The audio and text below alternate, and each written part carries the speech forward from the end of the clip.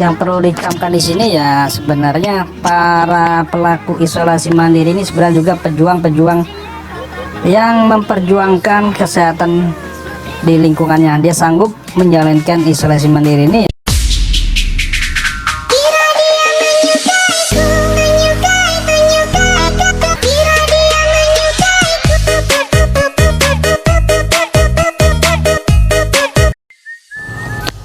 Assalamualaikum warahmatullahi wabarakatuh. Alhamdulillahirabbil alamin. Berjumpa lagi di STY Channel, channel yang berisikan, channel yang selalu berbagi berbagai manfaat, baik itu dari kesehatan, informasi dari kesehatan, informasi dari pertanian, dan informasi-informasi lainnya yang kiranya bermanfaat.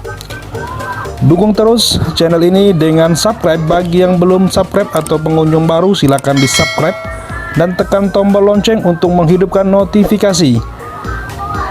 Biasakan menonton video sampai habis supaya tidak gagal paham. Apabila menyukai video ini, silahkan Anda like dan share supaya orang lain juga mendapatkan manfaatnya. Langsung saja kita mulai perbincangan ini. Seperti diketahui, di sebelah saya sudah ada Bapak Oyo, di mana Bapak Oyo ini orang yang pernah mengalami atau melaksanakan isolasi mandiri atau karantina mandiri. Ayo kita sapa langsung. Assalamualaikum Bapak Oyo. Waalaikumsalam warahmatullahi wabarakatuh. Gimana keadaan sekarang? Sehat Pak? Alhamdulillah sehat. Dari awal sampai sekarang saya merasakan sehat tanpa keluhan apapun. Baik Pak, langsung saja. Ini ada dua istilah ya Pak ya, yaitu ada istilah isolasi mandiri atau isoman dan karantina mandiri. Kalau isolasi mandiri ya ini sesuai dengan edaran protokol isolasi ya di tahun 2020. Kalau isolasi mandiri ini dilakukan yaitu untuk memisahkan orang-orang yang terkonfirmasi atau orang dengan gejala COVID-19 dengan orang sehat atau dengan masyarakat luas ya kalau isolasi mandiri. Sementara karantina itu sendiri yaitu orang memisahkan orang atau orang dengan kontak erat yang tanpa gejala ya, ataupun orang-orang yang dari bepergian dari daerah yang dari orang-orang yang berjalan dari transmisi lokal ya. Nah di sini jadi Bapak ini masuk ke kategori mana? Coba Anda bisa jelaskan atau ceritakan kepada kami dan pemirsa. Baiklah. Awalnya kami sekeluarga ini baik-baik saja ya, dan tidak ada riwayat perjalanan. Tetapi untuk entah mengapa ya, istri dan beberapa hari ini yang awalnya 3 hari sebelumnya dia mengalami pilek atau influenza gitu kan. Tiba-tiba setelah maghrib kemarin ya, dia mengalami hilang penciuman, yaitu seperti mencium minyak kayu putih ataupun bau-bau yang menyengat seperti parfum, itu tidak tercium lagi. Sementara saya dan 3 orang anak-anaknya tidak mengalami, ya alhamdulillah tidak mengalami gejala apapun. Kemudian dari hal tersebut kami langsung menghubungi pihak kesehatan, yaitu dengan menghubungi via telepon ya, yaitu puskesmas setempat. Nah di sini saya dianjurkan untuk isolasi mandiri menjelang penjadwalan swab PCR ya. Kemudian dari pihak kesehatan juga menganjurkan kami ya istilahnya isolasi atau karantina untuk tidak keluar rumah ataupun berkerumun dengan orang-orang luas. Nah ini menurut Anda pribadi bagaimana tentang diadakan isolasi mandiri atau karantina mandiri ini? Tolong bisa Anda ceritakan ataupun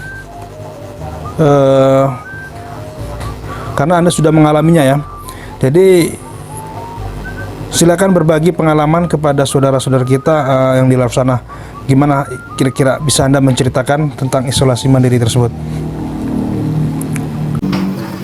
Kalau menurut pribadi saya, dengan isolasi mandiri ini sangat bagus dan baik ya, karena akan mengurangi penyebaran penularan virus COVID-19 ya. Karena apa? Karena kita sudah dipisahkan atau memisahkan diri ya, atau mengisolasi kan. Jadi yang sakit tidak boleh berkumpul, ataupun bahkan yang diduga mengalami atau terkena virus corona ini sudah mengkarantina dirinya sendiri, tidak untuk berkerumun dengan orang-orang luar. Ini sangat bagus ya, supaya mencegah penularan yang lebih luas virus corona ini. Tetapi ya, ini ada tetapinya Pak ya. Di sini melakukan isolasi mandiri itu perlu, seperti yang saya alami ya, ini perlu memerlukan dukungan ya, baik itu moral dan material ya. Kenapa? Karena tidak bisa berjalan secara benar kalau tanpa dukungan baik itu moral, material. Karena apa? Di sini kita isolasi mandiri ya, karena seperti diketahui semuanya bukan orang-orang yang kaya atau orang-orang yang bisa tinggal telepon delivery datang sendiri seperti kebutuhan ya. Jadi mohon perhatian ya untuk ataupun pertimbangannya sebelum kita menganjurkan untuk isolasi mandiri ya. Paling tidak pertimbangan kebutuhan dia selama menjalankan isolasi mandiri. Jadi tolong untuk pihak-pihak terkait ini perlu diperhatikan ya. Ya paling tidak untuk 9 bahan pokok ya, itu paling tidak diperhatikan ya. Kemudian yang perlu dicamkan di sini ya, sebenarnya para pelaku isolasi mandiri ini sebenarnya juga pejuang-pejuang yang memperjuangkan kesehatan di lingkungannya. Dia sanggup menjalankan isolasi mandiri ini ya, sebenarnya bukan untuk kepentingan dia sendiri, tapi kepentingan masyarakat di sekelilingnya, supaya tidak tambah menyebar lagi virusnya ke publik ya. Ya mungkin itu saja ya pengalaman saya pribadi ya tentang menjalani isolasi mandiri ya. Oke, itu tadi pengalaman dari Bapak Oyo tentang isolasi mandiri. Sebelum diakhiri perbincangan ini, apakah ada pesan dan saran ataupun masukan? Silakan. Maksudnya pesan dan saran untuk siapa ya Pak ya? Ya terserah Bapak. Mungkin masukan ke pesan kepada masyarakat ataupun masukan ke pihak-pihak terkait. Silakan, boleh masukannya atau pesannya. Kalau menurut saya ya, pesan saya ke masyarakat tentu umumnya ya tetap mematuhi anjuran pemerintah, yaitu untuk senantiasa menjalankan protokol kesehatan COVID-19 ya. Kemudian bagi masyarakat yang sudah kontak erat atau juga masyarakat yang sudah mengalami gejala, seandainya petugas kesehatan menganjurkan pemeriksaan, silakan aja, ataupun menganjurkan isolasi mandiri bahkan ya, silakan ditaati ya, karena bukan berarti tanpa alasan dari pihak kesehatan menganjurkan hal tersebut ya.